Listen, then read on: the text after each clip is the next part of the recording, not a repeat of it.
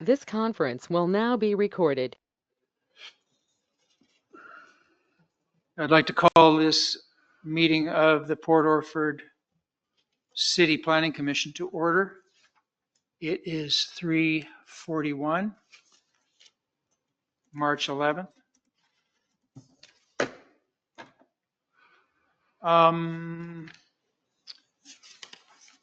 Let's have the roll call. Commissioner Lawton. Here. Commissioner Boydston. Present. And Commissioner Thielen is here. And I must make an announcement that Commissioner Lovendahl has resigned, unfortunately. She has been appointed to the City Council, which is pretty great, but so their loss, their gain is our loss. Another applicant I see on the agenda, so that's good. So the minutes are February 11th. Do we have any comments or additions to the minutes? And yes, Joseph. So there are two things that are not correct in the minutes that are in your packets. First off, on the final page of the minutes, I have a list of the exhibits. First off, in the actual minutes that will be available online, I will have the actual evidence in addition to this list. So the exhibits will be there for anyone who wants to view it. And there will be a link for the code language submitted by Troy Russell as well. And then also earlier in the minutes, there was one person providing testimony that I did not catch their name. It was the person who lives at 1250 DD. I am working on getting their name. So if you move to approve the minutes, please do so with the corrections of 1250 DD owner's name and the exhibit completion. I may have noted it on my agenda from last time. I'll look. Sometimes I So do that. I have Ryan Salzman and I have Ryan's the one who called gave in. us, he gave us written. Okay. He's the one who sent the email. It was Ryan Feltman, I believe is his last name. Oh, and then Robus was the other one. Robus. Robbis is what I wrote down. Okay.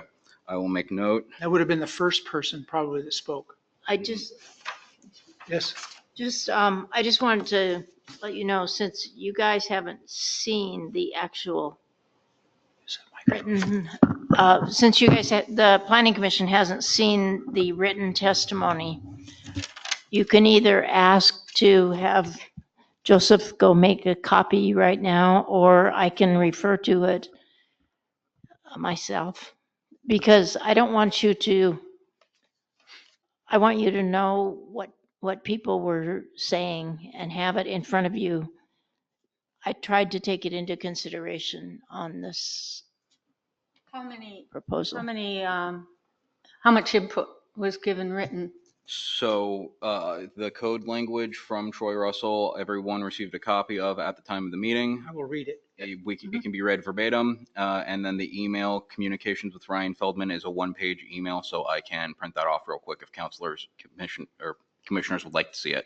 I think that would be good. I think it would be appropriate, unless you and- have it and can read it or something. I will go print off some copies real quick. And I think I would just like to add, I think the right place for those ADU articles from both me and Guy Vernon would be have a few copies on the, whatever you call that, the bookcase there for the public hearing with the council.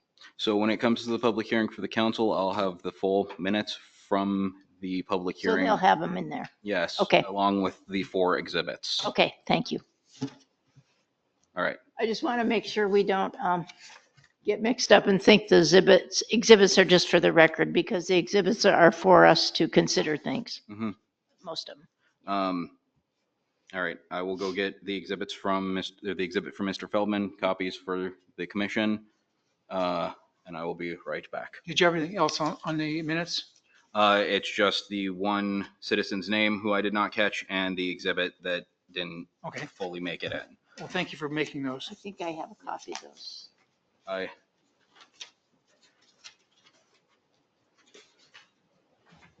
While Crystal looks, I will go No, I was gonna try to keep you from having to look them up, but I have it already set aside. I just need to print off copies for the Okay. there it is. commissioners. So I'll do that while Chairman Thielen reads the code. Here it is. So the other piece that was submitted by Troy Russell of Elk River Property Development. Dear Commissioners, please consider adding the following text as subsection C to 1732.060. 1732.060, oh, that's actually in our zoning. But the idea is previously issued conditional use permits in effect on the effective date of these amendments will be subject to the standards for duration and extension in effect on the date the conditional use permit was originally issued. Thank you for your consideration. Troy Russell, Elk River Property Development. So we received this at the meeting. This is what we received at the Yeah, meeting. we had that. Okay, we've all seen it, but I just wanted to do it for the record so that we know that everyone that looks at watches the meeting will know that we've entered that. Is there anything else on the minutes that you would care to comment or No, I'm good. anything about? There was-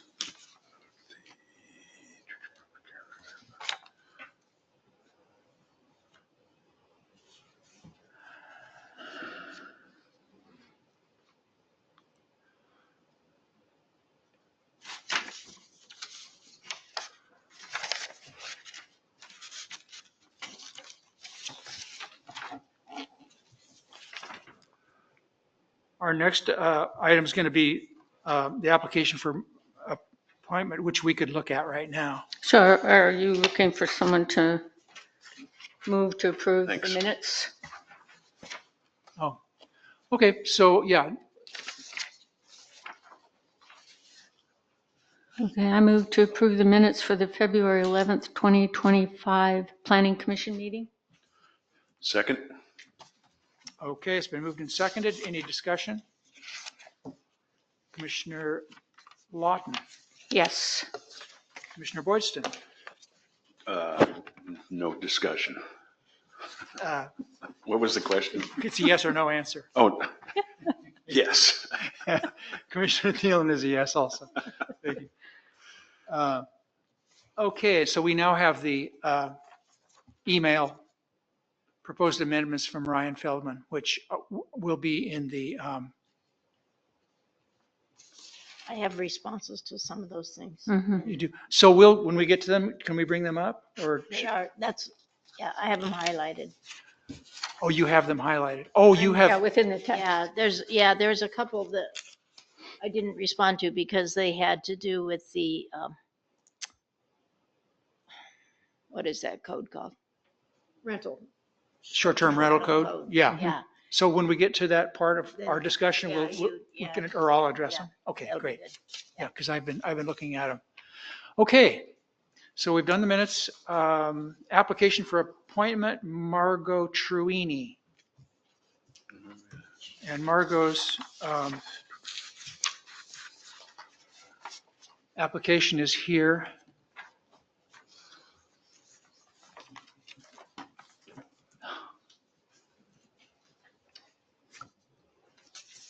Do any of you know Margot?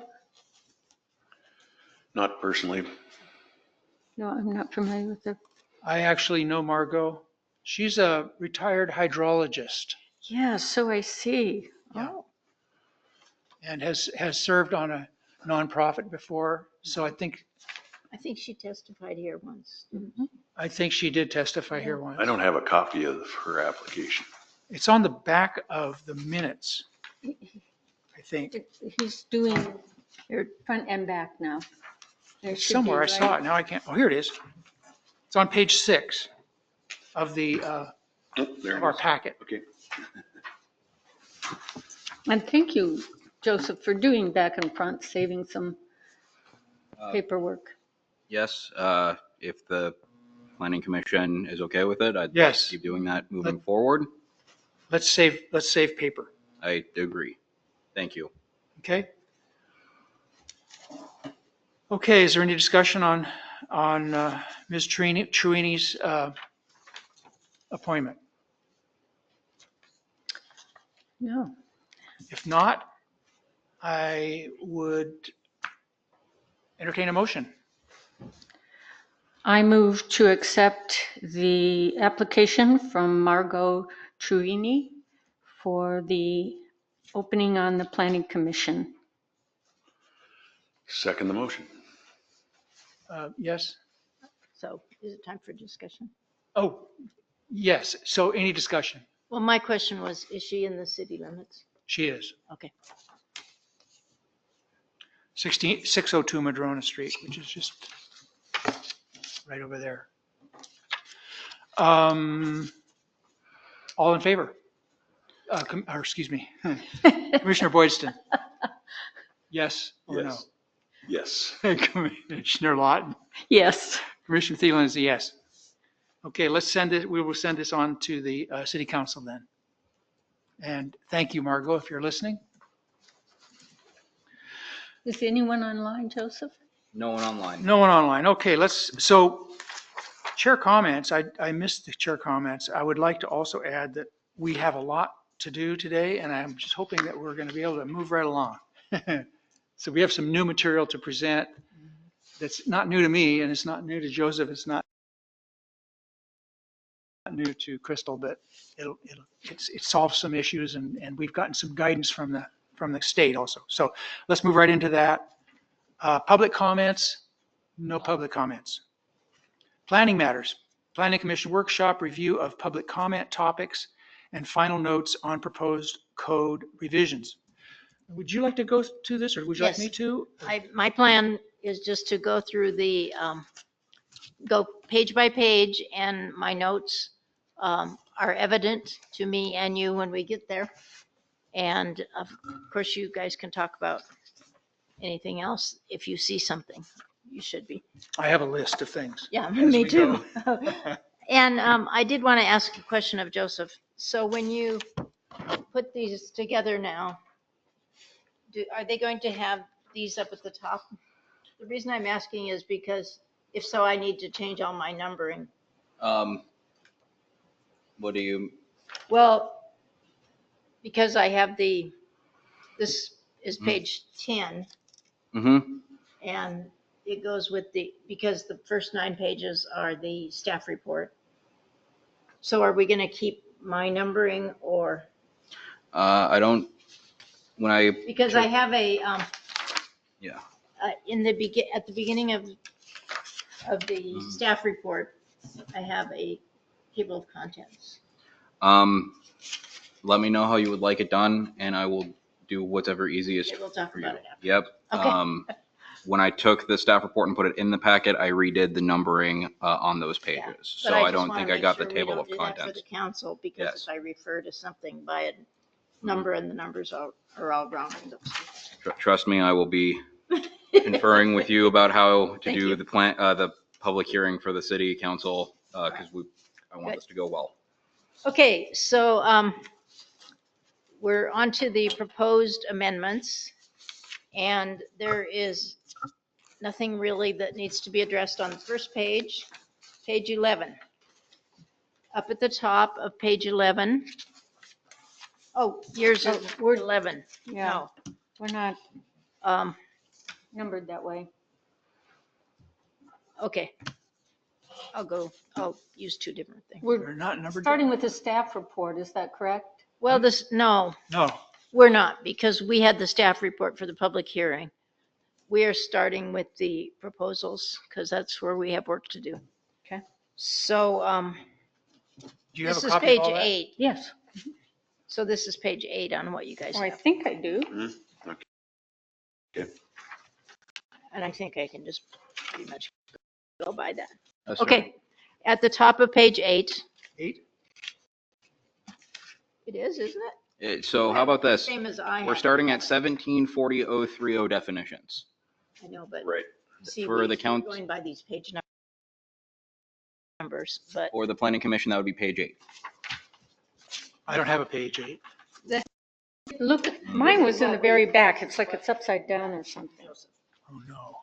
Okay, I see that's that. why I was bringing it up for Okay, the council, because I don't want to look.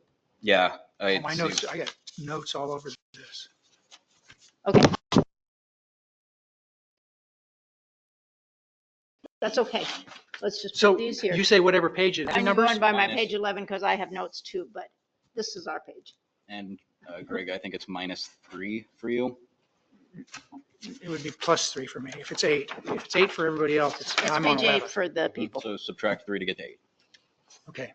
You're 3 higher. Anyway, okay, page 8. Minus Up at the top, there's a D and it's highlighted in yellow. And this was part of the,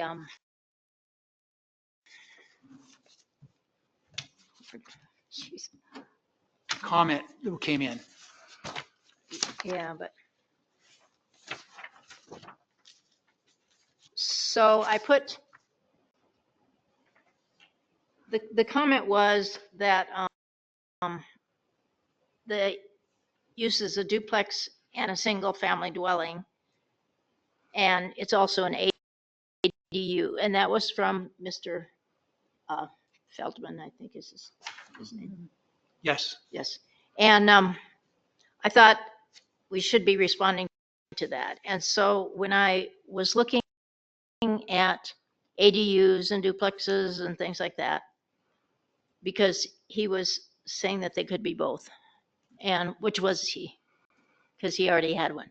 Yeah. So I went and did some research, and the research I found is straight out of some frequently asked questions. And that's what's that were provided by DLCD in 2021 when there were questions like this. And so I just made it D as part of our description of accessory dwelling. That there may be instances where an ADU is both a duplex and a single family dwelling. Yeah. Single household dwelling. Yeah.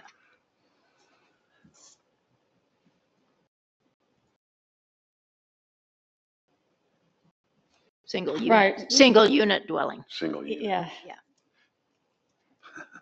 And in this instance, the property owner may elect to apply either definition to define their proposing or existing development or change their election.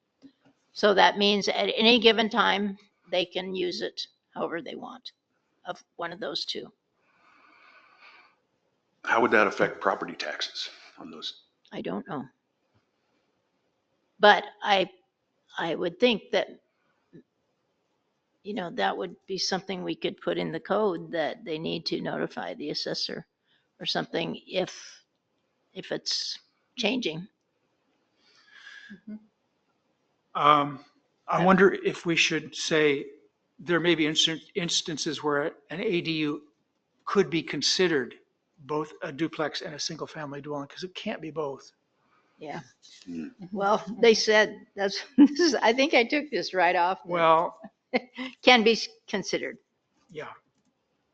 And so I have read this, and if the gentleman wishes to have the ADU be a single family dwelling, if that's what he's arguing for, I believe as far as building codes and so forth, it is the same. It is like a duplex, but for our purposes, we're creating the ADU code to increase housing, and short-term rentals are not housing. They're not long-term housing. So if he wants to call it a duplex, that's fine, and he can rent it out as a short-term rental in the 10 MU zone, at least. But are we saying that in the duplex, both sides are ADUs, or one side is ADU and one side is what? We're saying that with a primary dwelling and a secondary dwelling, it could be a primary dwelling and an ADU, or it could be a primary dwelling and another primary dwelling, if it's called a duplex. But both of them have to be permanent housing, right? Both sides of the duplex have to be permanent housing? Long-term. I'm sorry, long-term housing. No, they wouldn't have to be. I think that's where it would change. If he's calling it a duplex, he could put one side up for a permit for a short-term rental. One could be a short-term rental Okay, yes. in a commercial zone or a mixed-use zone. If there was an opening Yeah. of short-term rentals. And I think that probably would take care of what he's saying, and it seemed like it was consistent. It seemed to me like he was looking for that option, but, that's not, It that looks, wasn't why I did it. I just did it because that was what I found they were saying. it looks like the only benefit to me of having it be an ADU is you may not have to get a separate water service and sewer service. But I don't think that is onerous to the person. They can still do it and still, it's a business, they can still do it. And And we'll know fast enough if it doesn't work. yeah, Okay, are we okay with that then? I think so. yes. Okay, and then go to page 9. And this was testimony. I had a question. Yeah. Further down on the next part of that Oh, section, It's child great. care facilities, Yes. where it's grade and it says this use was required statewide in all commercial and industrial zones. Is it not all zones? All, or only commercial and industrial?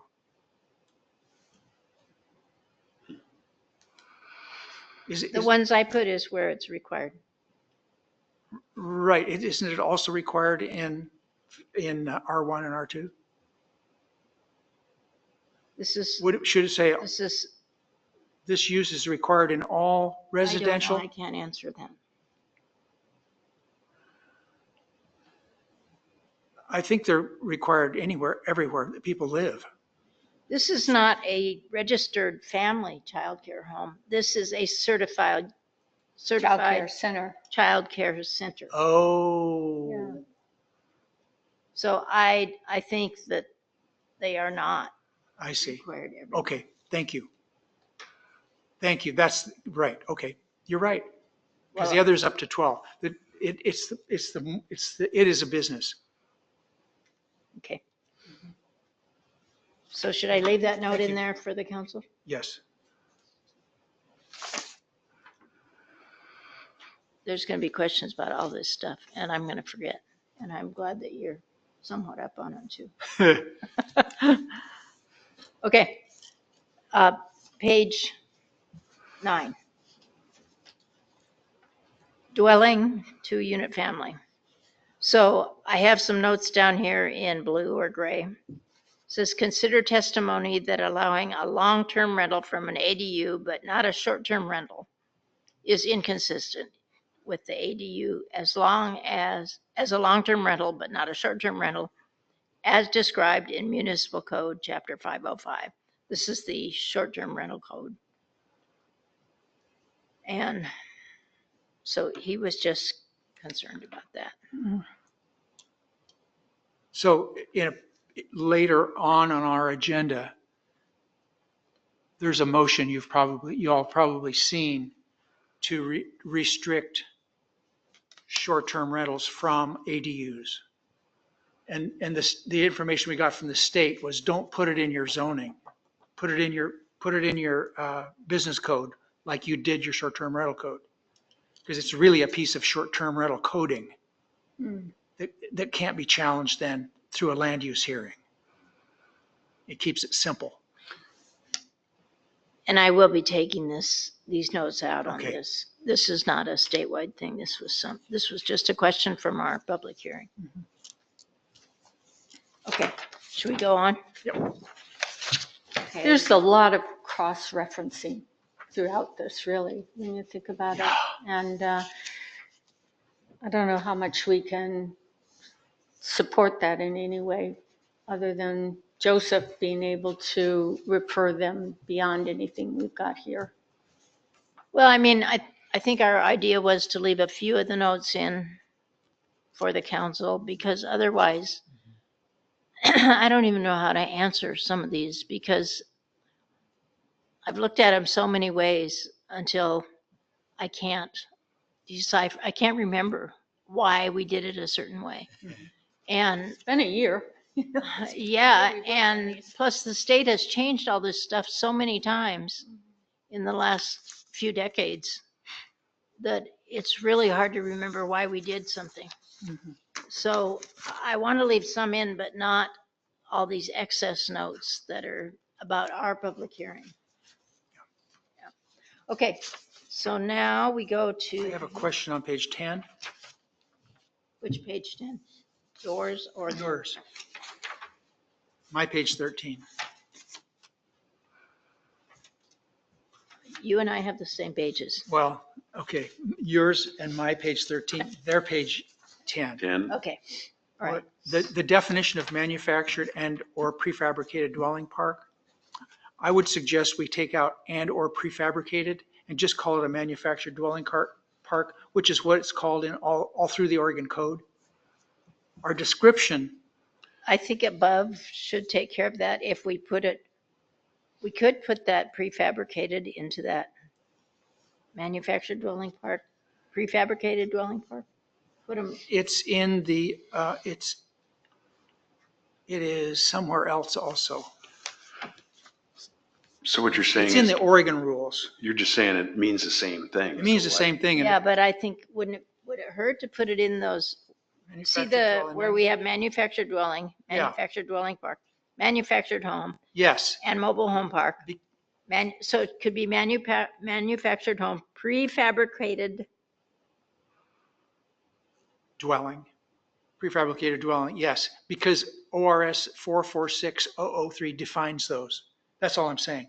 Yeah, And and it we keeps need- our code simpler. prefabricated dwelling and prefabricated dwelling park. Yeah. Or they're all the same, Oh, right? Oh, I well, a manufactured dwelling don't. And is, a prefabricated dwelling is a manufactured dwelling. okay, I'm going to just add that right Everywhere, here. everywhere you see manufactured dwelling, is a it prefab, includes a prefabricated dwelling. It Everywhere does. you see a manufactured dwelling park, right? Just, it includes a prefabricated dwelling. yeah, and it says that just beyond that, as defined ORS 455. Manufactured. Okay, it's right in there. Okay. Manufactured is manufactured. So I'm going to take out the prefabricated dwelling in the first line And I've got, of that wording and leave the rest in. and I have it marked everywhere else too, so I'll take care of that. Okay. Good. And we can just do a search. Mhm. Okay. The next one is page, okay, not page 14. 11. 13, Be 13 You're for us, I 13, think. yes. You're 13 and my 16. Okay, so these are, this is new code that we put in here, limited land use procedures. I think that we talked about that right before the public hearing. But we've got different things in here, and on page 13 and 16 in ours, we've put some limitations and stuff that are helpful to know. And you'll see that there's a written notice. There's a minimum of where that notice goes in the second one. And there's a deadline for comments. And so this is a new procedure that is neither the staff doing it like Joseph does some. Joseph and I were just doing a minor petitioning today that doesn't come to you at all. He just does it. He does his site plan reviews of stuff for planning clearances. It doesn't come to you at all. This is a combination kind of one that the state has. And we have to use this for our site plan review. And we do the site plan review after notice, but we don't have a public hearing or anything on it unless somebody appeals it. So the state's putting them in the position of appealing if they want to have a hearing. if the neighbors or somebody wants to have a hearing. And we made it 200 feet because the state had 100 feet. This is more, but this is consistent with our other public hearings. And it seemed to me like that should match. And so I felt like the 100 feet was maybe a minimum, although the housing people called it out and said, well, we think you could get away with that, but it's not exactly what the code says. But anyway, I just wanted to point those out. Are there any questions about any of that? We'll get back, when we get to site plan review, we can show you a little better how it works. I'll keep going on unless you guys stop.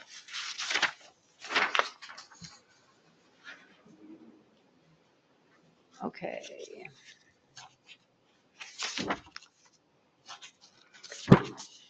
Okay, go to page, 14. You highlighted yeah, what top of page 14. is yours? At the top. Ours is 14A at the top. Oh, that's just the rest of that. Continuation of it. Yeah. But it says the deadline for submitting written comments must allow for you mean at least 14 days? Yeah, At least. thank you. Oh, I gotta put the notes in my own. This is why I want to make sure the numbering is right. Lesson learned, and it's good that I learned it here instead of at the public hearing. God, I'd be so embarrassed.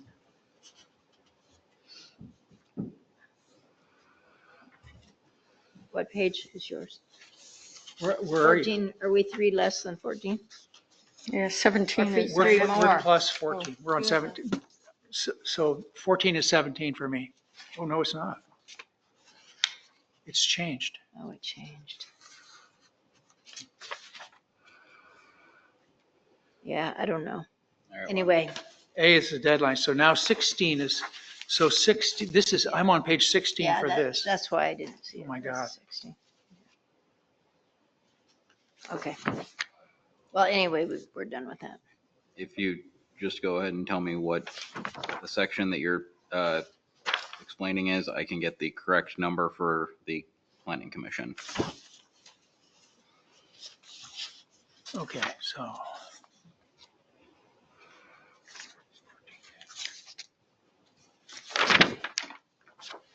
Okay. So this is 1712 use zones, page 16, you're page 16. For planning commission, it is page 16. And we have the word prefabricated dwelling up there in the first, we're going to see these throughout where I first called it manufactured. It's number 2, manufactured home or prefabricated dwelling. That's too much. We're going to take out prefabricated dwelling in everything. Just call them manufactured. Yes. And then here's this reference that registered family childcare. Yes, yes, See, this is the one that's permitted in residential and right. commercial zones. Not the business, just the, Right. yes. And this one is a home occupation. Thank you for clearing that up for me. Okay. And we've got that set up where we're going to be doing the home occupations a little bit more.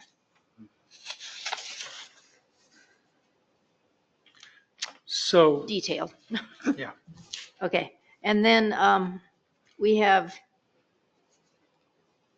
this thing in here. It's in blue. And consider manufactured or prefabricated dwelling park for the 1R. We don't have to have that. You can cross that out. We didn't want it in the first place, and then we thought the state might require us to have it. That's on page 16 at the bottom. Mhm. But we don't have to have that. We just have to have it in 1. Isn't that right? that's correct. So we do have to have it we can't have it in commercial zones, but we do have to have it. So they said we're fine with putting it in R2, which is where we would normally have increased density anyway. So that's number 23 you're referencing, correct? Uh, Which one are you? It's Page item- 16, we're still on page 16 at the bottom. Okay. I was. in the- And then right on the top of the next page, 17, you guys have, you're 17 or 19. You have, you see the word private generator? yeah. So we have this throughout, and I don't think it's good, because to say that a private generator is a conditional use permit could really cause problems. Yeah. That's not, I think it's a carryover from old language. So my suggestion, and you guys can change it, I'm not tied to this suggestion, but there should be something. I proposed calling it a generator to serve the utility facility. And I had a thought about that. I thought about that this morning when I read through this for the fourth time or whatever. And so I looked up private generator in codes on around, and it's an anomaly. It doesn't exist in, Anybody's code. no, it's something that got stuck in. Any codes with private generators are they're not conditional uses, and they're just in a city to regulate the noise coming from generators and so forth. So I would recommend we just take it off, Yes, because I agree. it's clear that it is used with it in conjunction with a utility facility. You can bet on all these cell towers, there's generators on every Well, one of yeah, them. and this isn't even the cell tower. We have the cell tower somewhere else. But a pumping station or anything Yeah. like that. Correct. We You did can have that bet come if up. A generator at the cell phone tower, Cemetery Hill, was it? Yeah, Over there, yeah. Well, that one we do have to, because when they put it on their new footprint, then it's a new use. Yes. but my point is that any utility, anywhere they're going to use one as a commercial enterprise is going to be a conditional use, and we're going to look at that anyway. So I don't think it needs to be Okay. spelled out because it's confusing. Are we okay Yes. with that? Because you can have a private generator, backup generator in your house. Yeah, Yeah. That's the whole thing. and let's not be restrictive. If I had to guess, I suspect it came from a time where it wasn't so feasible for everyone to have their own generator at home. Yep, So That's correct. private generator probably meant something a little bit different. Horses going around a wheel with, Or, like that big wheel from, what is it, Conan the Barbarian? yeah, maybe something out of Mad Max. Oh, yeah. Okay, we're in the R2, Okay. which is Page page 17 for the council, for and commission. 20 for us. Okay, so at the bottom of the page, well, it's not the bottom, not quite. What's the number? 17.12.020. Oh, I have one before that. Well, where? Immediately before 17.12.020. If you look at the E, the lot size, 1, lot size is suitable for building. 2, so lot size, which is just above 17.12.020. Yeah. 2A says for uses other than a mobile home park, the minimum lot area shall be 5,000 square feet. Where are we? Yeah. Where are we? Are we in R1R? It's E.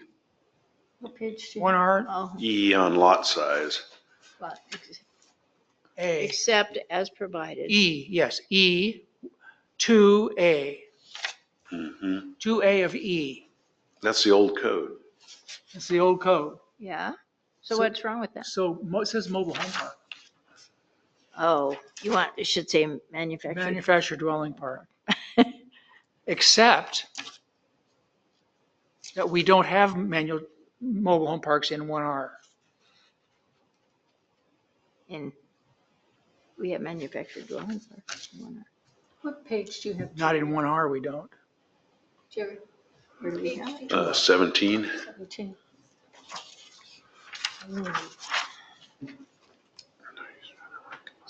So does everybody know where we are? I would, so Other than a mobile home park.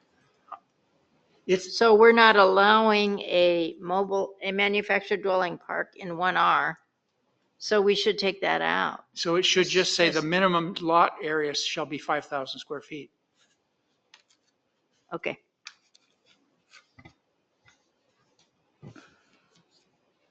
Is everybody on page, on So you- board with that? We're taking the mobile home park out of that language. Yeah, it's just it's just a reference to having one. It isn't saying you can have one, but it's a reference to one, but I think it's confusing to have it in there.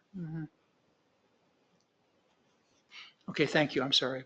No, that's okay. This minimum lot width is 50 feet. That's always been a problem too, because we don't know what that means, if it's at the outset or, Or the back or the, Yeah. yeah, sides. but anyway, Wow. we've lived with it.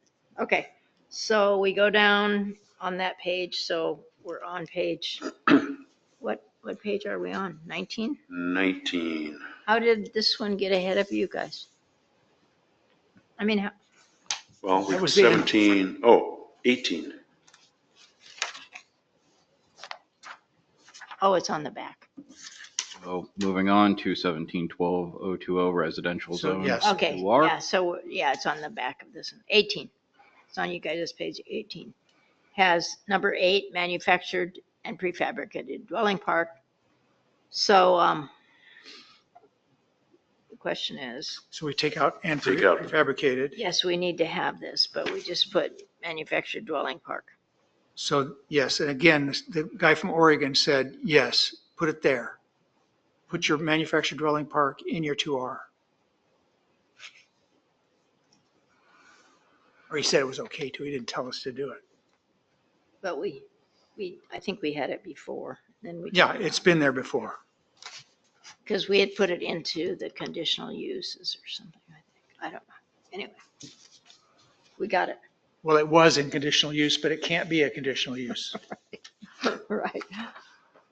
Okay, Okay, so moving on, we are on page, so these are some of the same things. We're going to take care of those. The private generator thing. Yeah, and also prefabricated, take that out. So then the next page, our page 22, and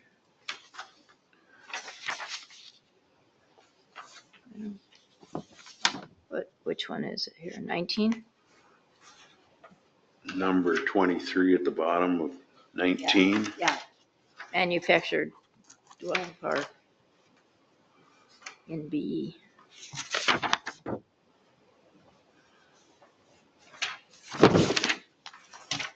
And this is still R2 so or we're 2R? still in R2.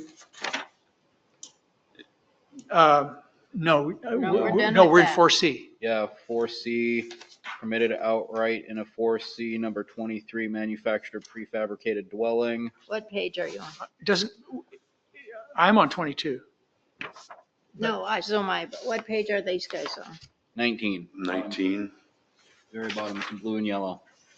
Okay, Number so, So that has to go. No manufactured Yeah. dwelling park in 4C.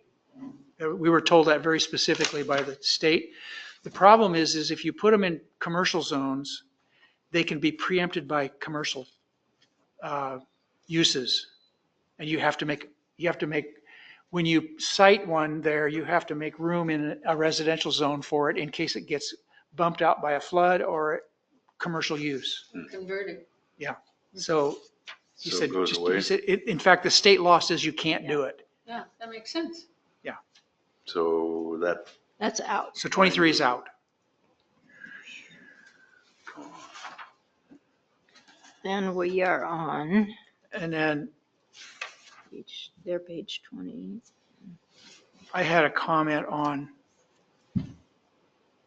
the next item, C, conditional uses for This 4C. is, yeah, so this is your page 20, mhm, and we're in the 4C. page 20. And it's right at the top of yours as mobile home park.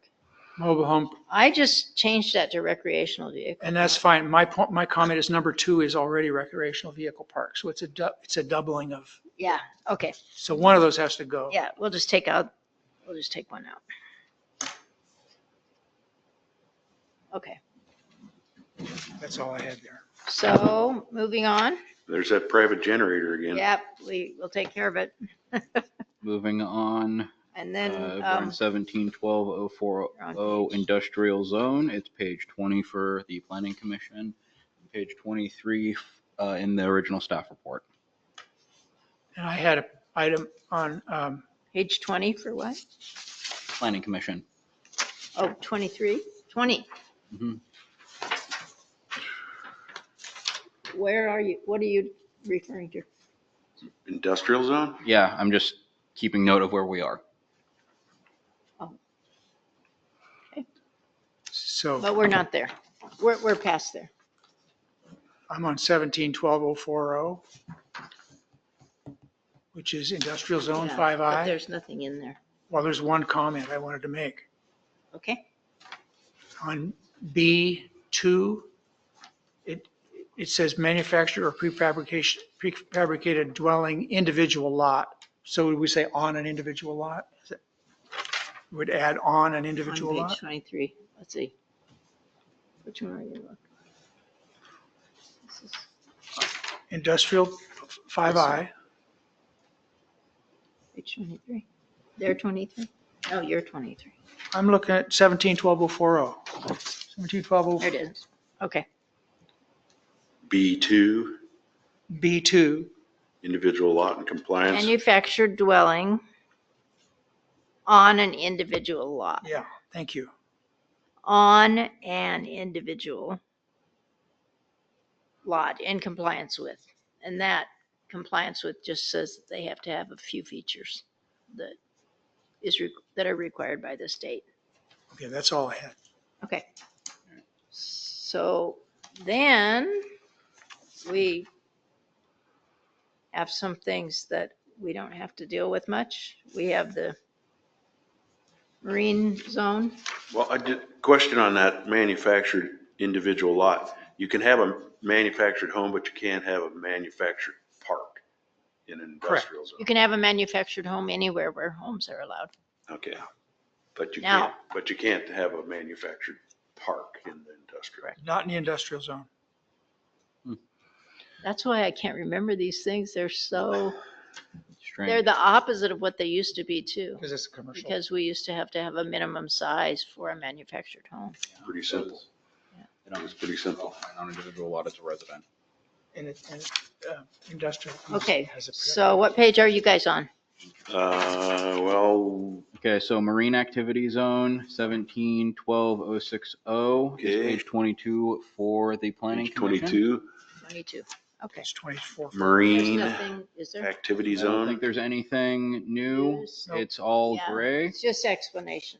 Well, there's, Does the planning commission have any notes on the marine activity zone?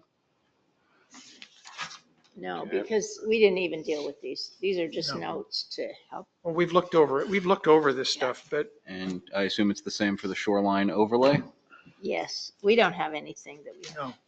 no. Okay, so the next notes in yellow and blue are the 17-12-090 Battle Rocks mixed use zone, that's 10 MU. For the planning commission, it is page 24, and for the original staff report, I believe it is page 26. It is. Yep. Yep. Okay. So, the reason that I had this highlighted, I'm going to take that off, but it's highlighted yellow. And that was because the person who testified was making reference to that being the purpose of the zone, and he's absolutely right. But we're not going to mess with it because it's already in the short-term rental code. so you're going to delete that paragraph? No, I just had it highlighted. It's already in our code. But we're not going to change what we're doing with the short-term rentals because of this. So somebody's going to go through this and find all these prefabricated dwellings. I'm going to take them. We're going to do that. The search will find them. Oh, Between the three of us who are going to be looking at this, hopefully we can catch all that kind of stuff. good for you. I think if I just put in the word manufactured, I'll find it. Okay. At least two of us have been teachers, so hopefully we All three can. of us. All three of us have been teachers, so hopefully we can grade our own papers. Who knows? Next note is in blue. It is still on page 24 for the Planning Commission, and I believe it is the next page for the original report. Item 3, B3. Yep, it is item B3, accessory dwelling units. Yep, that's where I am. Okay, accessory dwelling units. And we have a motion. I've put a motion on the agenda to recommend to the city council that they adopt that rule in the business part. Public testimony. Concern expressed, you can't read it very well. Concern was expressed for ADUs that cannot be used for short-term rentals when that is the main purpose of the zone. That's why I had that, but I'm taking that out because that was his testimony. And I think that the short-term rental code is taking care of that, the way that the city chose to do it. So, Okay. I don't agree that's the main purpose of the zone either. It's a purpose of the zone. well, it's the stated purpose. I mean, I know it is. It is? Yeah. That is the Yeah. main purpose? Yeah.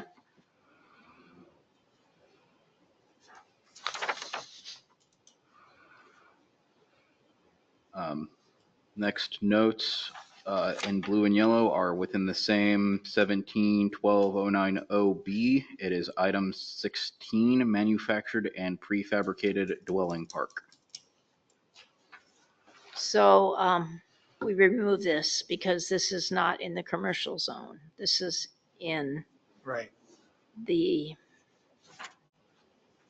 what zone is this in? This is in 10MU. It's in a mixed use zone. And So the state doesn't want us, state. I talked with the housing director. He said, take it out.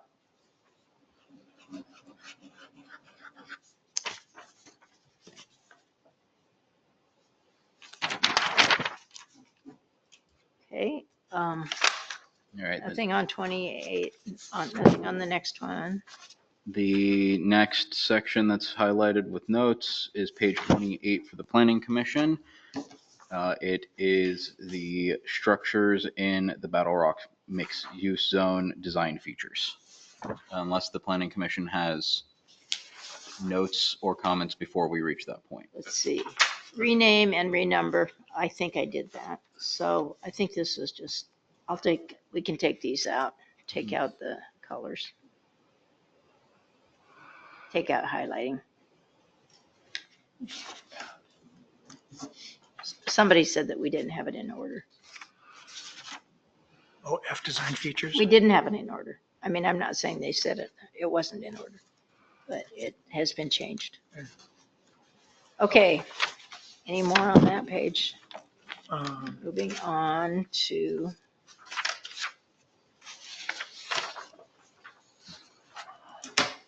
The next section is supplementary provisions. However, there's no notes there. So unless the Planning what page are you Commission. on? It is page 30. It starts on page 30 for the Planning Commission packet. And I believe that would be about page 32 or 33 for the original staff. 1716. The next 1716. blue and yellow is page 34 for us. Yep, I'm not jumping to the next one. I'm going So to you're the on, next section. There are a couple sections that are you on home notes. occupation? I was on supplementary provisions, which is immediately prior to home occupations. And then I was about to ask if anyone had comments on home Yeah, this is for manufactured. Should I take out prefabricated dwellings in here too, Yes. or leave it I on? think anywhere we see it, Mhm. yeah, I think yeah. Be consistent. Manufactured dwelling. Placement on an individual lot. So just before that, the paragraph before 1716, It says therefore the phrase, what is that? Is that an explanatory or is it, Which one? there's a That's in paragraph, the code. therefore the phrase plus other uses Right. deemed to be similar? Yeah. Will it get a number or will No, it it just hangs. It's just at the just, bottom. oh, okay. I haven't seen that. Okay. It was just kind of a note at the Well, there bottom. you go. I was just curious. Okay, so now we go to page 31. You're page 31. Which is, And we're almost on the same page now. Now mine's 34. But, so home occupations, Home occupation. Oregon law requires, okay, this is where the child care facilities in the home are home occupations. No changes there. We'll just leave that. We agreed to that, but the council may have some questions. I'll probably leave that note on. next section is 1716-080 accessory dwelling units for the Planning Commission. It starts on page 33, and the notes start on subsection B criteria, which is page 34 for the Planning Commission Okay. packet, page And ours is page 36 for the 36. staff report. Mhm. Okay, so here we are, and we might need you to step in here because you're more familiar with the code, the very well, rental code. As I mentioned before, and I actually brought the short-term rental code with me in case there's a question. So which section are you on? I'm on B criteria where it's highlighted. Yep. ADU is permitted to serve as a long-term rental. ADU is prohibited from being advertised or promoted, et cetera. So we can't put that here. We're recommended not putting that here. We're recommended putting it in chapter 5.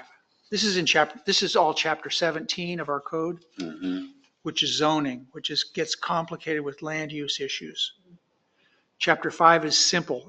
It's a business license. Right. And that's It's where it belongs. 505, isn't it? That's where it belongs, yes. So we're going to take this out, So that should come out. this A under criteria, B criteria. Yeah. B criteria A, removed. The whole section.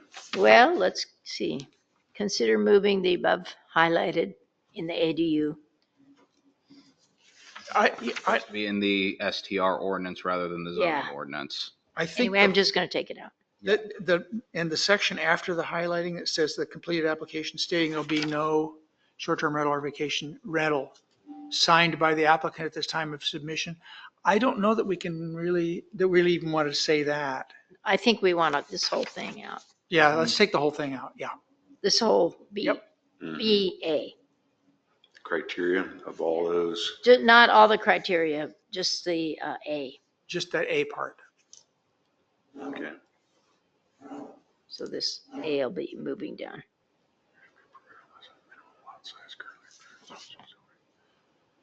Then, okay, now we're at, So then, Real quick, so the next highlighted section is subpoint F under B. However, there appears to be a note under subpoint E. It says remove the wording about blocking mailboxes, et cetera, as we recommended. took that out. Okay. The state said take that out, and we were wondering about that anyway, so it's not a zoning thing. so then F, we got some clarification from the state, just some better language using the words fixture count instead of, I think we had said, if the supply pipes weren't sufficient or something like that. He just nailed exactly what it is. And so we put it in So here, we put that in there. and we don't need to highlight it. Fixture count, that's interesting. Fixture Yeah. count, that's I what, hadn't heard yeah, toilet is Toilet, 3, sink. Yeah. sink is 1, showers 2. Incidentally, the font on F is different than the rest of the font. Just a technicality. When Yeah, we go through and get rid of, when we clean it up, I'll make sure to hit it all with Mhm.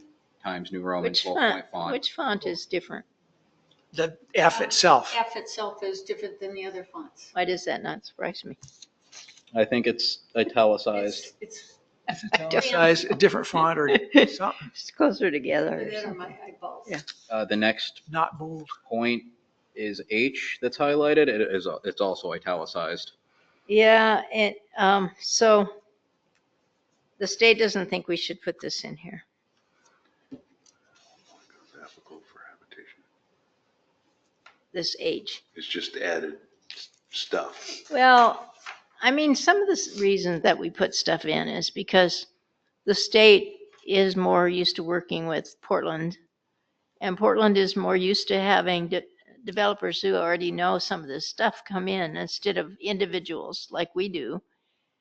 And so, you know, it wasn't just to make more words.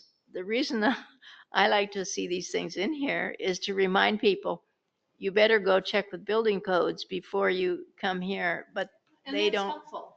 Yeah, but they don't think it is helpful. Well, And they really didn't like the way I phrased it, habitation or something. what if we just said an ADU shall comply with all building codes? I think that would be good. There you go. And That's pretty simple. And it reminds, because then when Joseph is talking to somebody, you know, he's looking down the list and he could say, this is a particular thing, you better go check with what the building code says before you start just tearing up your garage. And when people come in for development, I always make sure to refer them to universal building codes and state building codes.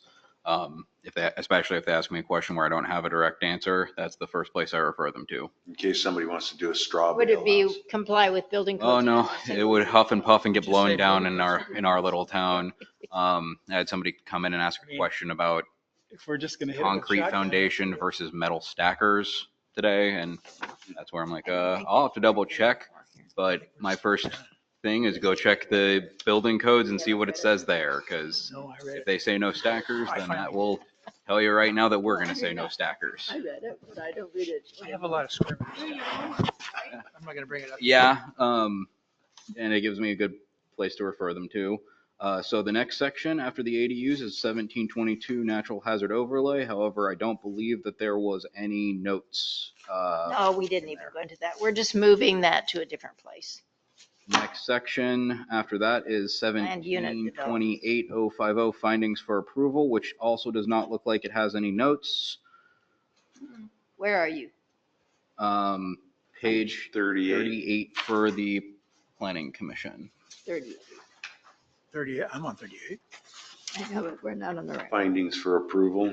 Is the next one. 38 findings for approval. Is it highlighted? Fine, nope.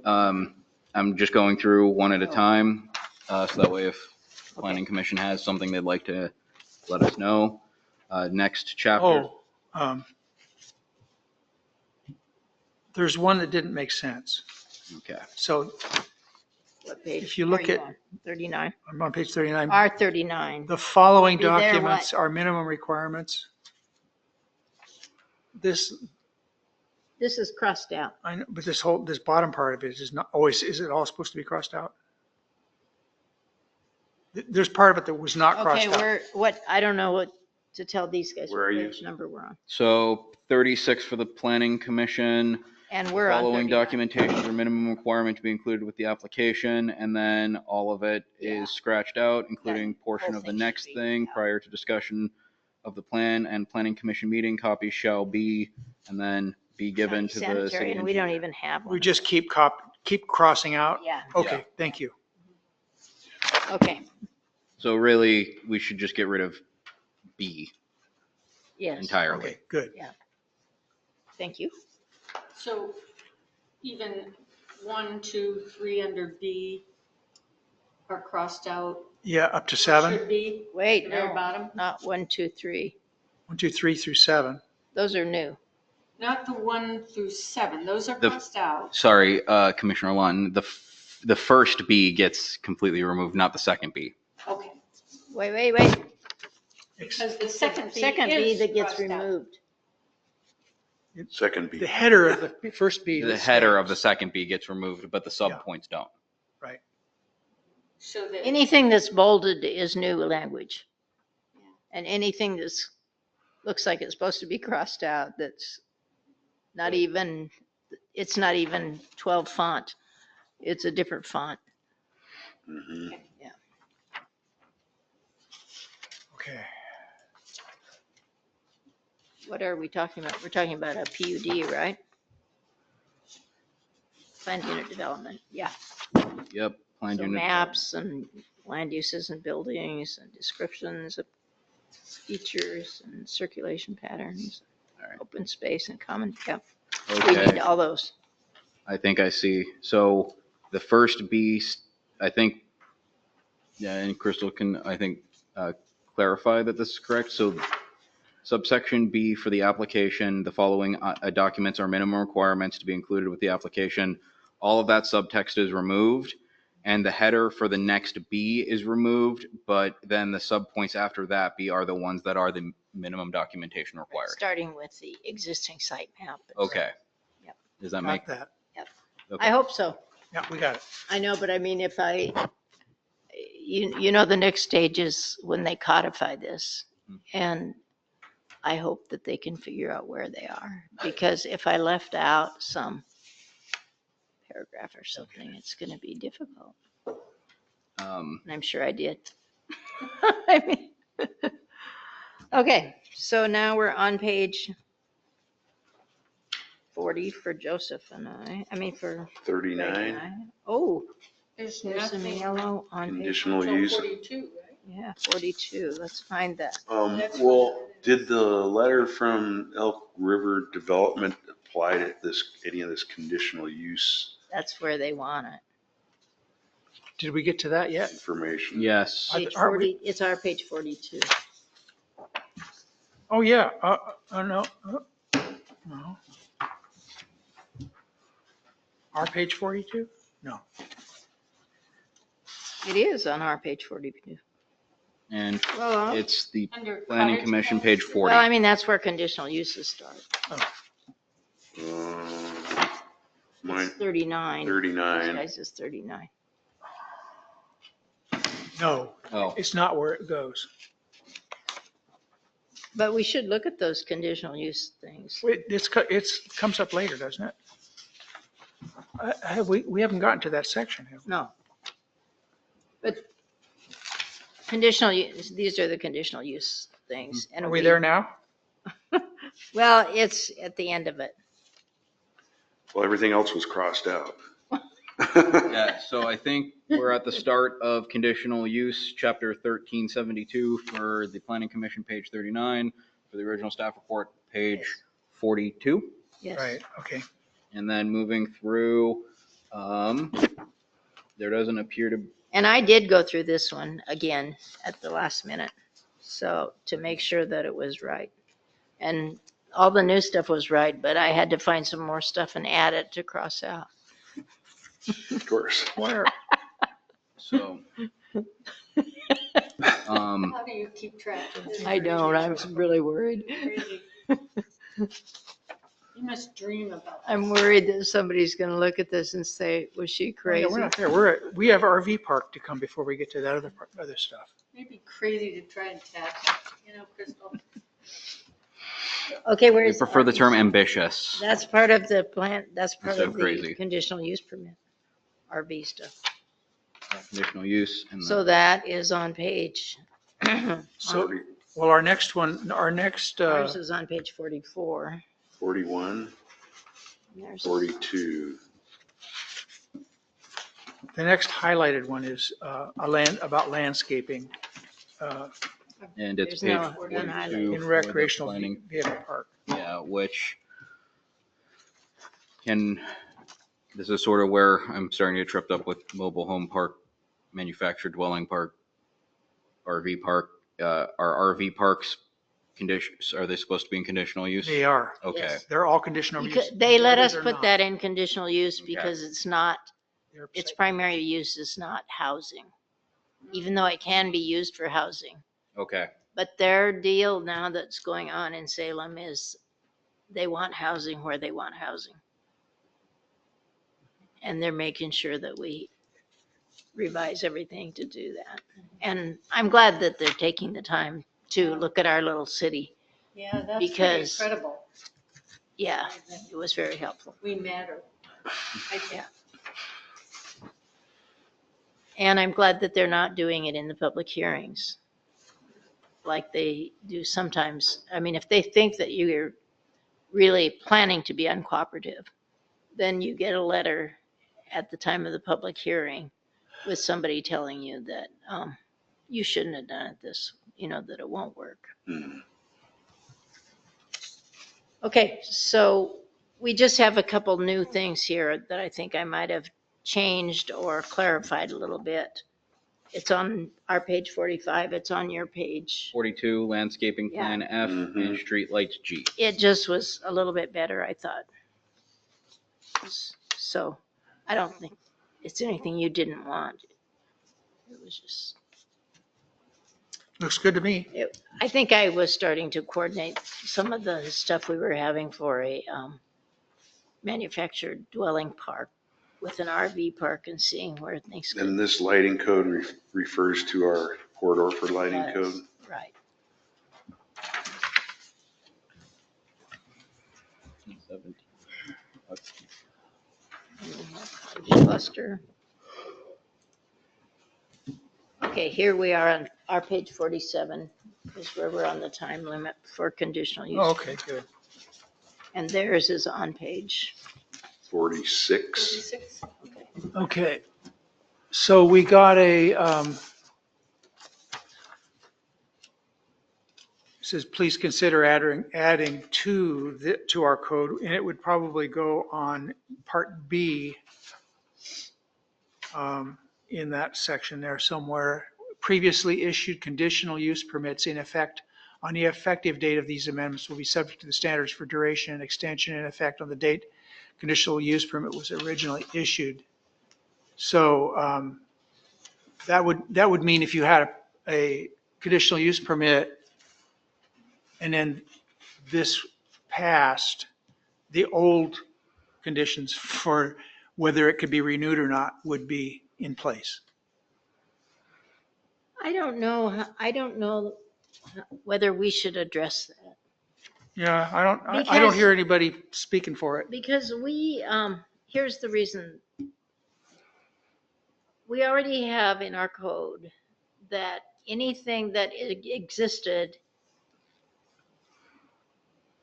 already before the code state, you don't mess with it. It stays the same. Grandfathered in. We don't know whether this existed before the code, and we're not attorneys, and we don't have an No. attorney working for us. Mhm. And I think that we should just leave it up to the applicant.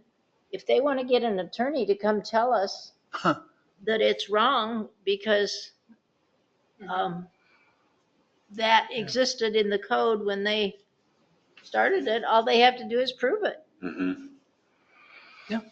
And to put that in there, we might be giving up something that we don't want, and we already say that they applied before the code. They don't have to change anything, but what about this? This is decisions that are made after the code. And to tell you the truth, their attorney himself told me, I think he probably had his fingers in this too, but he told me at one time that whatever we had organized as new code, they would comply with. I don't know if he did that by mistake or if that is truth. I mean, I don't mean truth, but Sounds like it's above our pay grade. I feel like it is. And that's why I don't want to put it in here, because we already have grandfathered uses. Hmm. And the question really is it a grandfathered use? Well, if it is, then send an attorney to us So to tell you're us talking why. about 1733, all of the gray area. No, No, just I'm the, talking about 1732-060. So it has to do with renewing a Oh. conditional use permit. Or yes, Which brings up the letter we got from. which is the letter that we got from, they're saying that we should, since they're saying that if you've already got a conditional use permit, you should be able to go by the old rules and not go by these rules. Mhm. And we're saying, Crystal's saying, we don't even know when they got their what the rules were when they got it. And it's basically, I say it's above our pay grade. And I don't want to mess with it myself.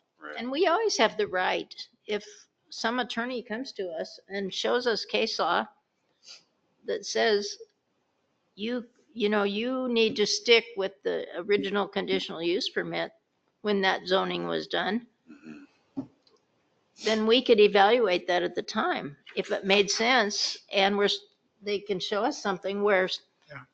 some component was coming, a later decision, but I don't know. That's how I feel. So I'm going to put it to a question. Does anybody want to propose that we adopt this?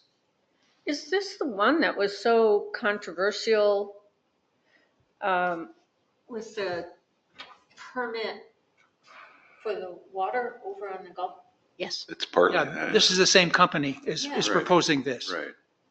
And They're saying we can't change dealers in the middle of the game. It's basically, Right. we're supposed to honor what they, Right. Well, what the city agreed to at the time.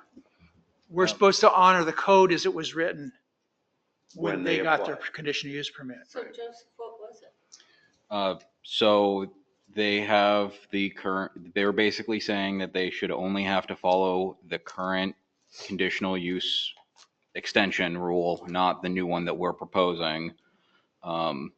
Crystal saying that, we don't need to put in this code that they've given us. We can just, do what we already have proposed, and they would have to come and argue that they go from the old one, not the new one, because their original conditional use was approved under the old code, and that would be their responsibility to come and argue it. Exactly. So, Use your microphone, please.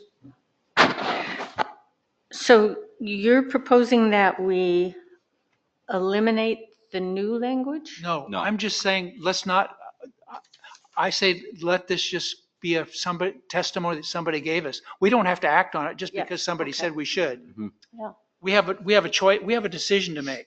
We can either say, yes, we're going to change our code and put this in it, or we're going to say, well, no, we're not. And if nobody wants to do it, I say, let's move on. And another thing I want to add just real quick about that, I might not want to on the record, but I still feel like it's good to just get the information out there. Even if they come and, make the argument that the old renewal code is what they go by, I think having this, the new code present gives them an idea of what the planning commission would like to see at the time of the extension hearing. Right. So it's not just them coming and talking to us. They are giving us the documentation that is requested. But didn't they just get an extension? They got an extension last year.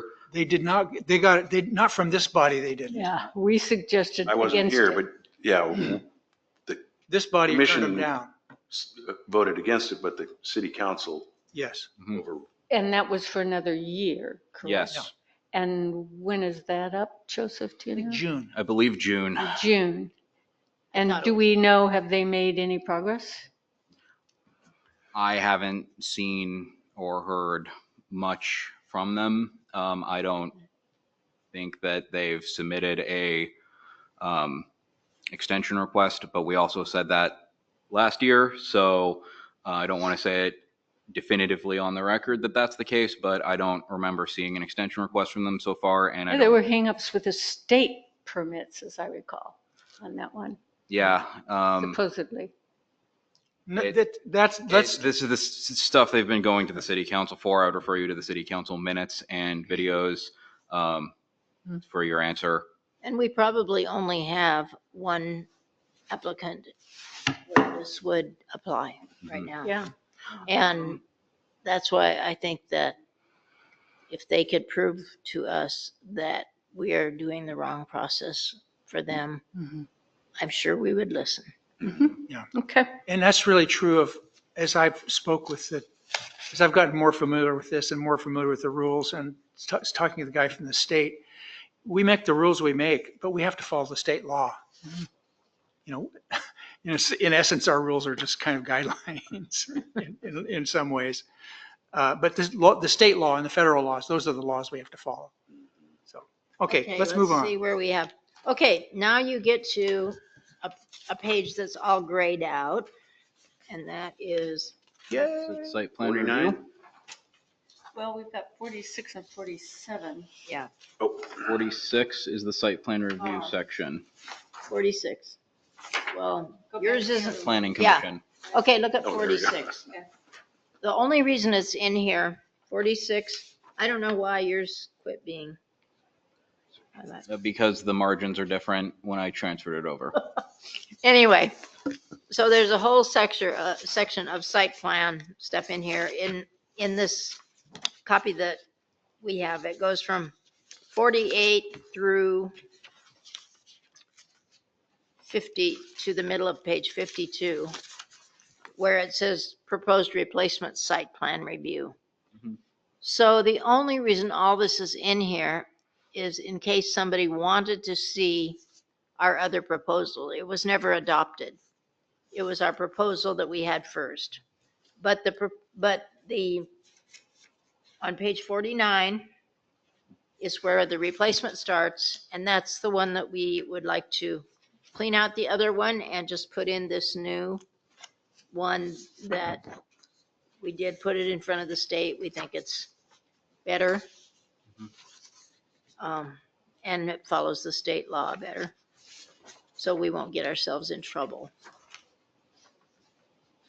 The site plan review was always a gamble, the way we wrote it, and it wasn't going to work. so we eliminate the language starting where?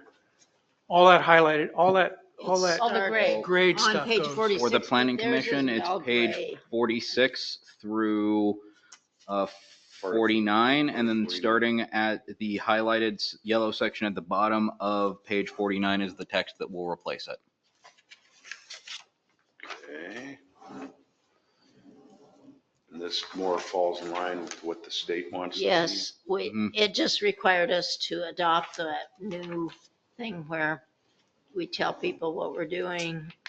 Like say Dollar General was coming into town at this time. They're not, but just, and Joseph's going through it with them and maybe me. I mean, we might have a little pre-app meeting with them to tell them what they have to do because there's a lot of things for them to do. They can't be a conditional use. We can't make everything a conditional use. That's why we went to site plan review, because we thought, okay, an outright use can have a site plan review, because it has to anyway. Joseph does it right now on everything. Right. So then we kind of had we were saying this is not a quasi judicial. But then it looked like, if it looks like a duck, it's probably a duck. And so the state noticed it right away and they said, why do you have this? And so they thought we should adopt this other thing where if people appeal, they get a notice. If they want to appeal it, then it comes to a public hearing. So that's what we have in this replacement section, site plan review. I think we went through this last time somewhat. It's been expanded a little. You kind of go through it and you get to a bunch of yellow writing, which is new on page 55. No, not 55. Which is 54 for the Planning Commission Yeah. Page 54. and continues on to page 55. 55. And this is where we had to take manufactured dwelling park out of conditional use. They did not want it. They said it can't be there. It has to be an outright use. So then we added it with special conditions to the site plan review, just like the Battle Rock. Only it has more stuff because we didn't put the language under manufactured dwelling park somewhere else. Why did they want us to take it out? They wanted us to put it in what they consider the right place. A site plan review Right. as an outright use, not a conditional Not a use, which sounds like we might not approve it or something, even though we have been, but. So all those things, we took out a lot of stuff out of conditional use early on. And I'm glad we did because they would have thought we were crazy. And so then we fashioned it over to a new site plan review, which now we're taking out that new site plan review and adopting state processes. So it's an outright use, but with these conditions. Yep. Mm-hmm. And Greg and I went through a lot of them to try to make sure that they were clear. Exactly, like we did the Battle Rock ones, because they told us that they weren't clear, weren't clear and objective. And so we didn't change any ideas. We just kind of changed the words around sometimes. And we said an opening 20 feet from the highway or something, instead of saying an opening close to the highway, so that, Became more specific. yeah, so that somebody could actually check mark it off. Right. I have a quick question regarding maybe not necessarily specifically manufactured and prefabricated dwellings, but grandfathering of, I did look up grandfathering. this is what kicked it up. Let's say we have a manufactured or prefabricated dwelling park in town that wants to do something new, like build a new sign. We don't. We don't? Okay. We don't have any. I did Oh. look up The grandfathering. RV parks, That's right. there's a difference. I did look up non-conforming uses, and I Okay, that's and I why marked asked it. you that question. Yeah. It kind of was required. It was kind of related to some of this stuff. But so if you guys see anything on this manufactured home park criteria that looks like it shouldn't be there, we can take it out. Because we had this before, but it was in the conditional use permit. Crystal, I had a question. I'm sorry. On the page previous to the manufactured dwelling park specifications, under item P on, 10-foot setbacks. yes, the 10-foot setbacks. It says 10-foot setback areas with plantings or a 6-foot wooden or decorative fence shall be included where there are adjacent residential properties or residential properties across the street facing rear lot lines. Is that for everybody? Who is that? Who does that apply to? That's for, Where are you looking, Greg? I'm looking on, it's under criteria to be addressed, 050. well, that's for Probably everybody. page 50 or That something would like be that. for everybody in these, something more than 2,000 square feet that isn't residential. Oh, you went back on. So it's anything that requires a site plan review. But it doesn't say that everybody has all these setbacks. It says only if you're by a residential use, but I don't know if we ever talked about it. Well, What number are you on, so Keith? do you see where I am? So can you tell us where we are? I'm It's on page page- 55. For the planning commission, it is page 52 of your packets. Item P is approximately halfway in the page. Starts with 10-foot setback areas with plantings. P. Gotcha. Item P. Okay, so this is, manufactured dwelling, right? No, this No, is criteria. This is criteria for a site plan review, or criteria to be addressed during a site plan Now, review. so the site plan review, everything gets a site plan Over review. 2,000 square feet. I thought, what is it called? Well, What is okay. it? What is a type 1 Let's called? start on page R52, their page. Yeah, I mean, it was, Wait. we start off with procedures. Our page is 52. What is there? What is yours? 50. Page 50? Technically, it starts on page 49, but 50 is where the code actually Site starts. plan review. Okay, here it is, 49. Okay, so let's go to page 49. You're 50, 52. Okay, proposed site plan review. So we have a purpose, we have procedures, we have criteria. And then we have preparation of the plan, and then 2 zones, two uses. We have the type 1 under A.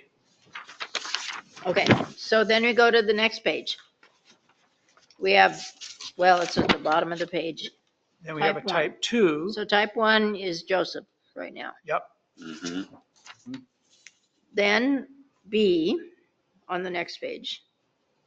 Type 2 site plan review is carried out Okay. And when then, the footprint or the combined footprints of more than one permitted structure designed for a single permitted use other than single unit duplex residential and ADU and accessory dwellings exceed 2,000 square feet.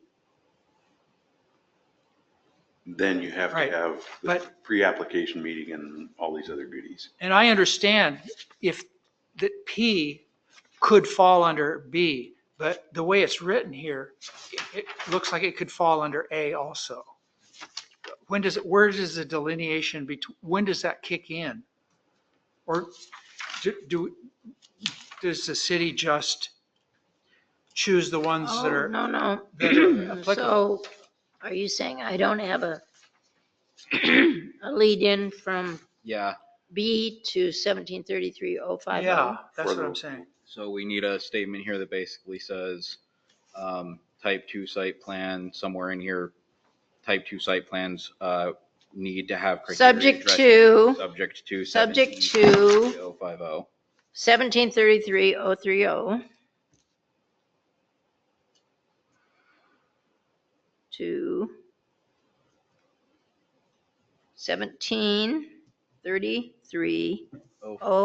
1733-030 procedures.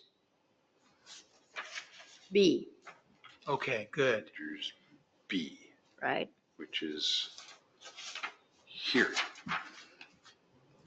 The following criteria. Shall be addressed. It's a different B.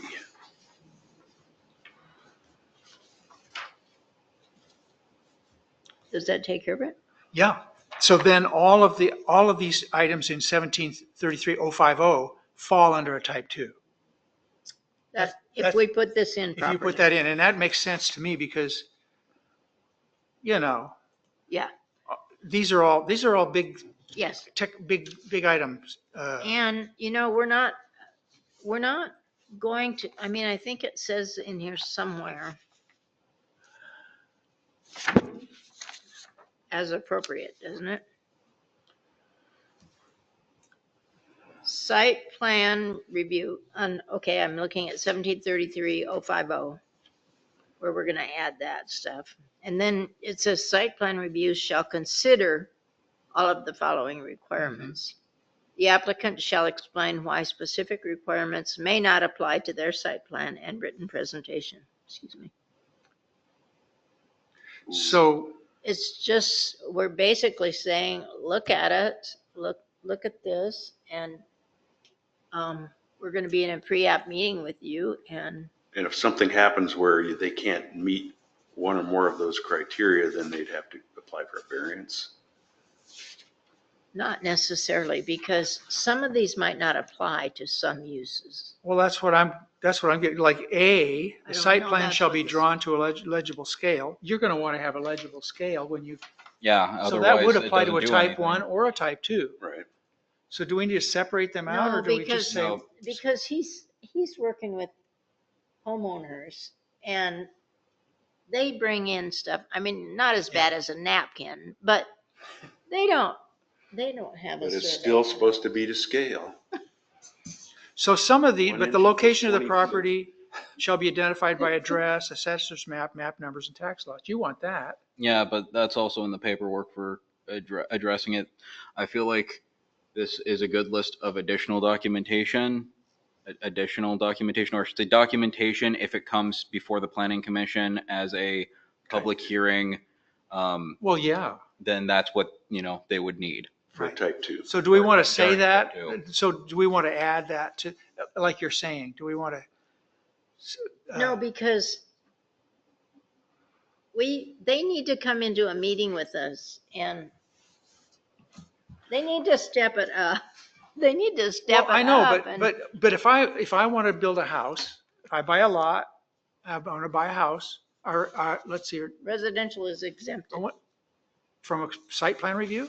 Yeah, that, and with the clearance papers, those things are on the list of things you need. That's not in to the do. code. But we just put it in there. We said, subject to 1733-030B, which is type 2 site plan review. Got it. Thank you. I'm all done. so it would be You did B, A, and B. I wasn't sure that that had happened. Well, I mean, it hasn't happened, but But it's yeah, no, in that's red mark. good. Yeah. I mean, you could say criteria to be addressed for type 2, I could say that. That'll be Just- good. Yeah, there you go. That's even easier. and then, Fewer words. We could also just in And the say them both. section of 1733-030B, where it goes into type 2 site plan review, just make mention that criteria it must comply to criteria set out in 1733-050. In B, Yeah, yeah. so I think we can do it, anywhere, everywhere. We just need to pick. And the truth is, because we don't have this sorted out for every use, it's still subjective. Yeah. And because when you go to the cities and a lot of modern codes, everything is sorted out with their own criteria. And the state didn't realize that we don't have that yet. Or they were nice enough not to mention it. Because really, this is not clear and objective when we don't even know what the use is. And we're telling Right, them to right, tell us if it doesn't right. apply. Well, we're doing an upgrade. We're getting, I just want to be, I don't want to bowl the city council over with something, and somebody might say, well, I want to build a house. Now, do I have to have a 10-foot setback and 6-foot planning and all that? So I want to have it, so we These can are- go, for a these single are family outright uses, or duplex. they're commercial uses. And I Right. can't think of one where you wouldn't want to separate a building from residential. further type Right. 2, I agree. I agree for type 2, but I just don't want to get type 1 and type 2 confused Yeah. in anybody's mind. Okay, Well, I'm ready keep to move on. looking. I like it when, I mean, we got to catch these things. okay, so we were on, So the question is, are these conditions? I mean, these are the ones that we wrote for the manufactured home park, I think. I don't know what we wrote them for. are Site you, plan review, 53, 54, they're on 40, 49, 50, 51. I think it's okay. And then we go into the Battle Rock on 53, they're 53. But then you have all these others for the manufactured home park, but we already reviewed these. We reviewed them for conditional use, not oh, we site did, plan review. okay. I had a question though. We're on 54, correct? Mhm. G. Manufactured dwelling parks shall not be used for transient occupancy stays of less than 30 days. So- Transient occupation. I'm trying to Transient, think if I'm reading this right. transient occupation, like as in short-term rental, Yeah, but that's already in. It's for long-term, it's for long-term rentals. but this seems confusing. Well, That- I don't know if, I mean, that's a question of whether that's appropriate to have that in there. Because, but this is a park, not individual manufactured dwellings. But still, it's not an RV park, right? It's not It's an a RV park. manufactured home park, which implies it's long-term. It's Yeah. long-term housing. So even anything 40 days occupancy, I mean, why are we saying that No, we're saying that, occupancy stays of less than 30 days? So it can't be used for less than 30 days, but it can be used for 40 days, right? Is that 31 kind of days. what it's saying? 31 days.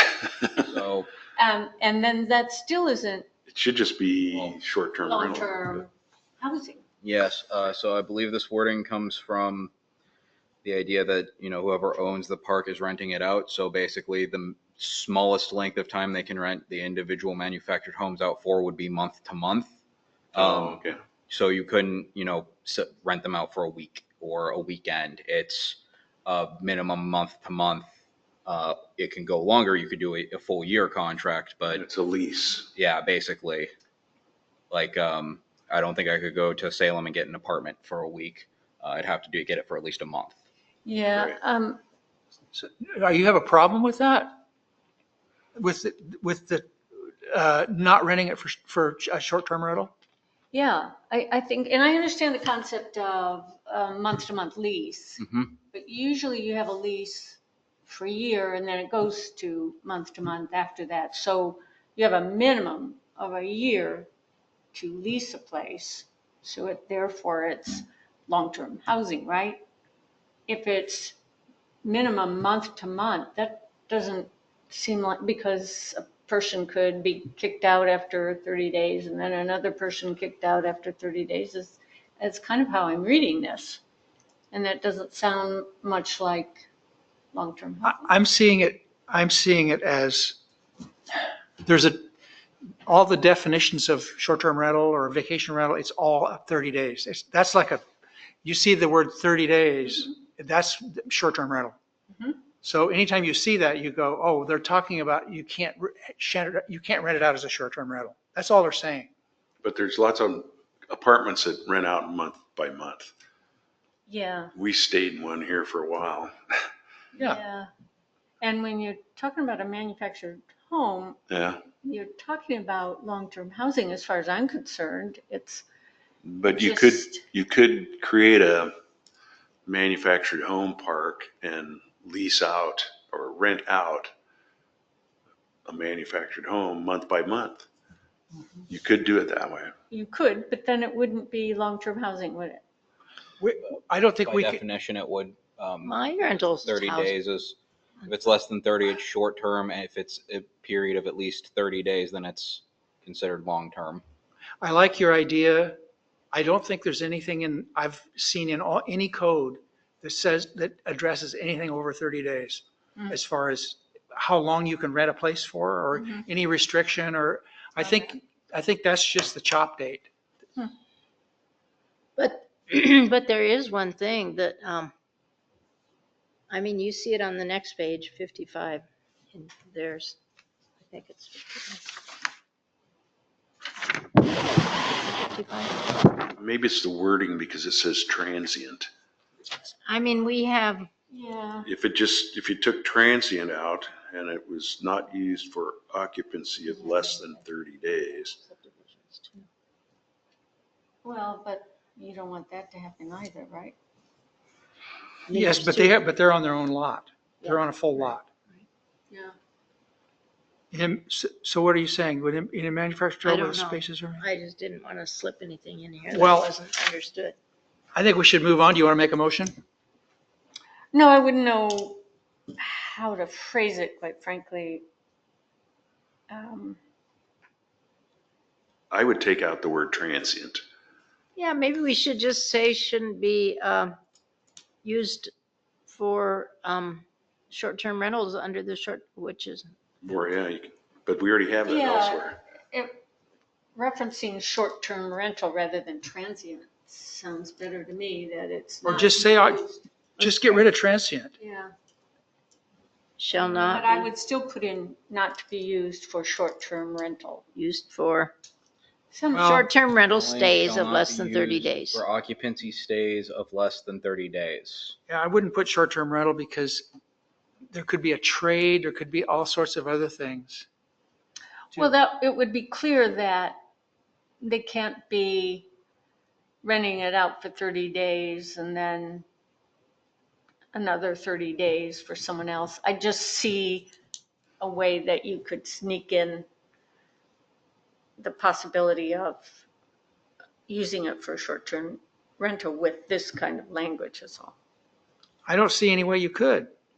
How could you stay less than 30 days? How could you stay less than 30 days with this language? No, but what if it's just 60 days? Well, that's okay. Yes, see, and I what it guess is. You're that's just my, renting it out. my 60 days is not long-term rental.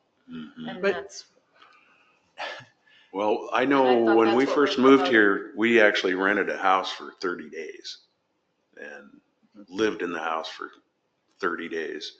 And we weren't, it wasn't a vacation rental. It was, we were trying to find another place. Mhm. So they rented us a house for 30 days. So I don't know how that plays out, but, all right. I'll move on. and there are people that, you know, paycheck to paycheck and they get, That is very different than a short-term rental. mhm.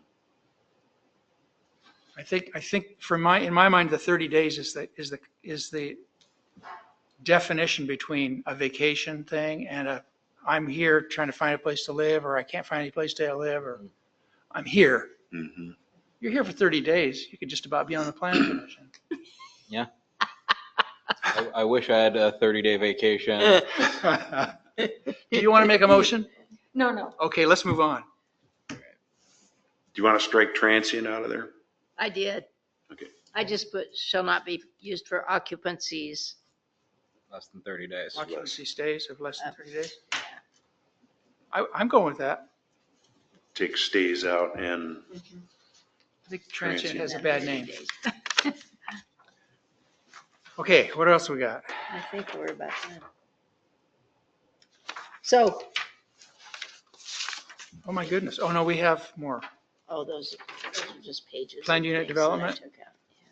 No, we have. And planned we unit went through development. all that. We've been through this. Yeah, I don't have any notes on it. Anybody have notes on planned unit development that they want to bring up? I read through it again. I didn't have any. I don't want to read through it ever again. I don't either. Yes, you do. You want to read through it one more No, time? we had it With me. for 40, Port Orford's had it for 40 or 50 years, and no, I don't think anyone's ever done it. But it required 3 acres. Okay. Okay. Proposed update. Those are the proposed updates. I'm going to move on to 7, discussion. Planning clearance is approved since the last meeting. Okay, that is a home 17th Street that's in. We had another one that's a greenhouse on, I believe it was 12th Street. I think that's it. what was the first one? A foundation repair. Oh, repair. Mhm. Okay. Thank you. B, short-term rental paperwork updates. What's that? Those are that's the last page. It's incorrectly listed as staff report in your packet. I was a little rushed last week. It's the short-term rental amendment proposal for council and then the updates to the paperwork. There's 2 different, is that 2 different things? It's 2 different, but they're both very heavily connected, so I put them as one. So, I can't find that. this would be on page Oh. 7, 6B? Staff report, No. No, page 60. Oh, 60, staff report. A and B stuff. oh, okay. So if Discussion you, and so these are 2 items I put on. Discussion and possible recommendation, 1 and 2. Okay, so this is basically the piece we talked about so that ADUs can't be used as short-term rentals. And, this is pretty much the language that we had talked about. The first part's discussion. The last part is the meat of number 1 is at the very end. No accessory dwelling unit. An ADU is prohibited from being advertised, promoted, or utilized for a short-term rental or vacation rental.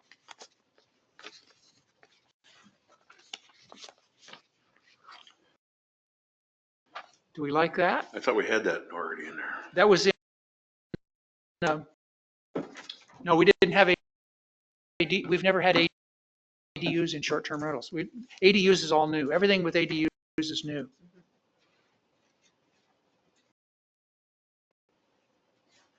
On that?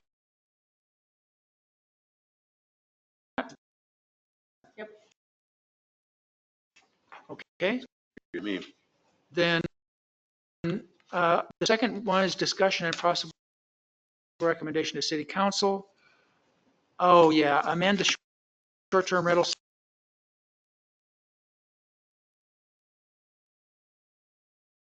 section of Chapter 5 business licenses and regulations below with the language shown. Our police department has advised that Oregon driver's licenses and addresses on them. This part of the short-term rental code applies to residential zones where the cap is in effect on the overall number of short-term rentals. It allows the residents to rent out a portion of their home as a short-term rental without being subject to the cap if they can prove they're actually present in the home while the short-term rental portion is being rented. And one of the police said, don't ask for the driver's license.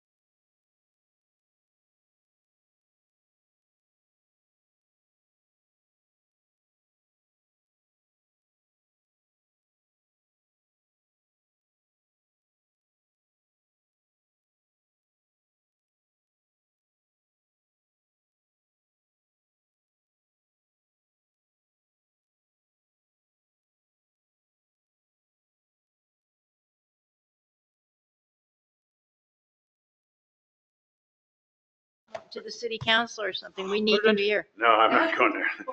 Put it under your pillow and maybe you can sleep on I it. haven't seen Sarah. I'm going to give her some grief, although I am glad she's on the city. I already gave her I am too. I miss her, but yeah.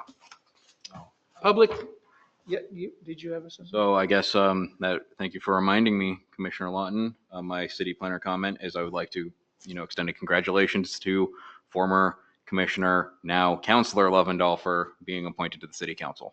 You're Congrats. here. Public considerations. Do any members of the public wish to make a comment? I don't think so.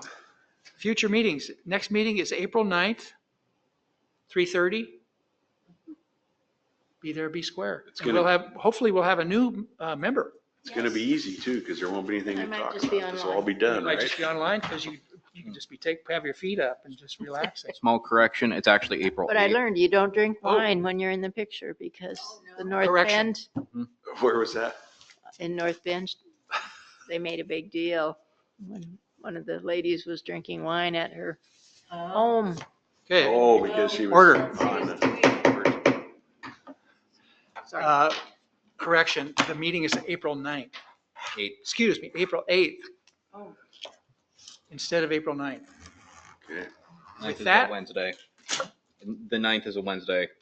Good, April 8th. With that, I adjourn this meeting. It's 5:35. All right. That was a short meeting for you. Yeah, Meeting pretty adjourned good, at huh? 5:35. You forgot to change your clock, Dave.